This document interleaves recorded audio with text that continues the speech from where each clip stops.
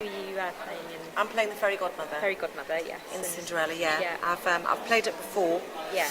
In Darlington 5 years ago. It's 5 years since I did a pantomime. Yeah. So where she was a bit more of a traditional fairy last time, we're making her a bit more of a funky fairy.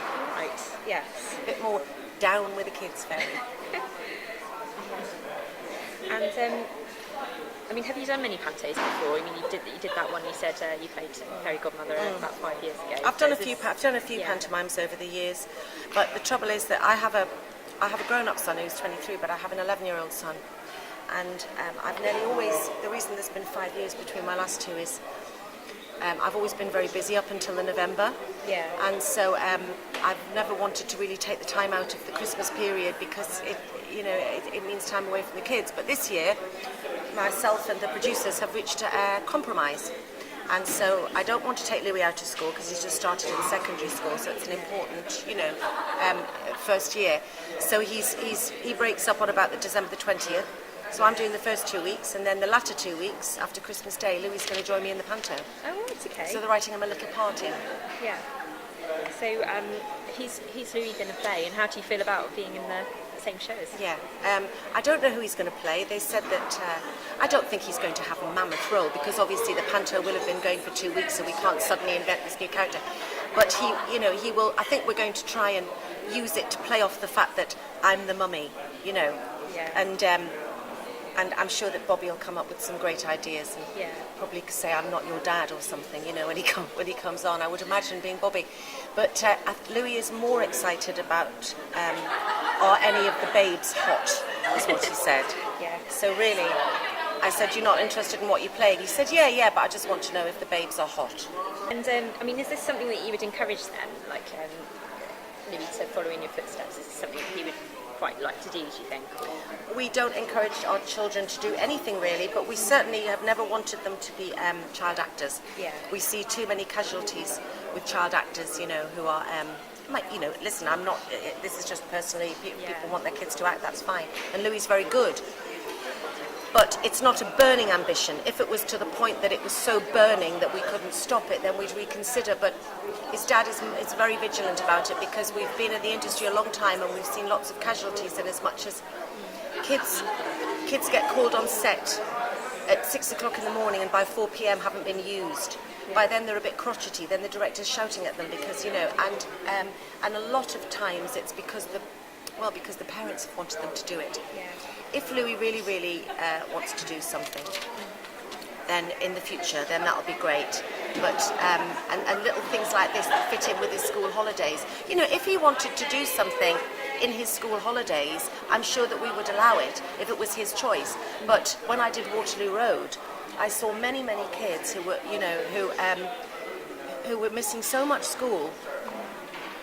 And it's just not something that my kids aren't academically bright enough to miss lots of school, put it that way.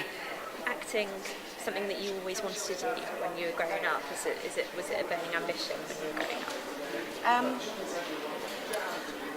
It wasn't really. Well, I mean, there are some people that you talk to who say, ever since I was 7 or 8, it's what I wanted to do. I never really thought about the professional theatre. I didn't really know anybody in it or anything. Yeah. My dad had been an amateur actor as well. But it was when I was about 14 and I changed schools. And I auditioned for a part in Finian's Rainbow. Yeah. And got the part of Susan the Silent, who danced her way through and had one line at the end. And it was like, to sound really corny, it was like a light came on, and I found something that I was good at, that I loved, and that got me kudos because I didn't get any academically. I was quite lazy. I wasn't really turned on by anything particularly, and I didn't really know what I wanted to do. But having said that, although I loved what I was doing, I still didn't consider it as a career because the school I went to, people didn't really become actors. And when I was 17, I was all set to go to teach training college to teach drama, when my dad and my acting teacher, my drama teacher, Terry Cudden, said, we just don't think you'll be happy as a teacher, why don't you go to drama school? Yeah. So I applied, and I got in, and I couldn't believe I got in. I really couldn't. I mean, I phoned up and said, "Are you sure you haven't made a mistake?" Yeah.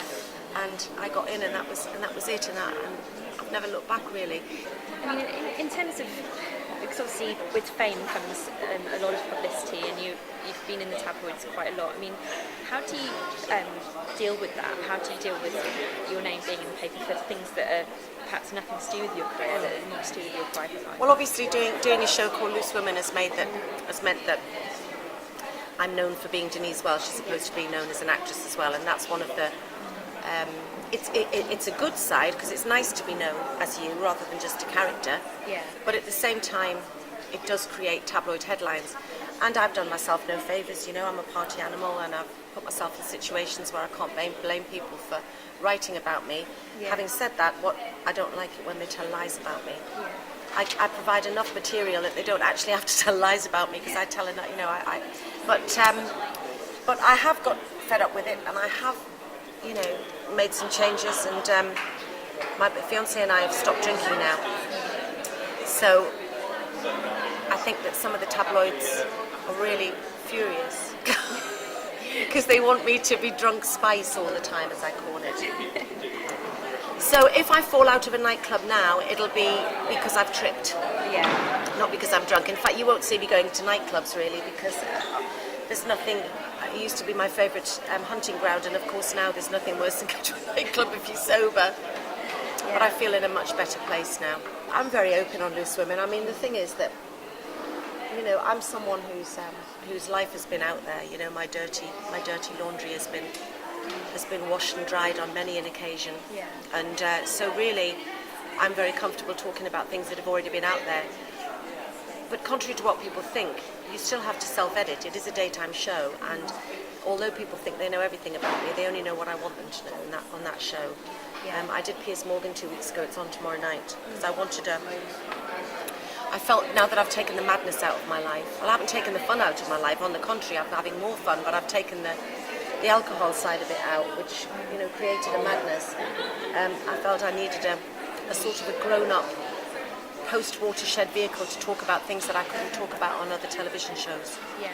And they celebrated me as an actress, and I'm very keen to, you know, that's what I do best. I'm an award-winning actress, and I don't say that in as much as I'm blowing my own trumpet. It's just that I am, and that's what I do best, and it's very easy for people to forget that, and I have contributed to the headlines which have made people forget that. So my mission next year is to remind people that that's what I do best, and that's really what my job is.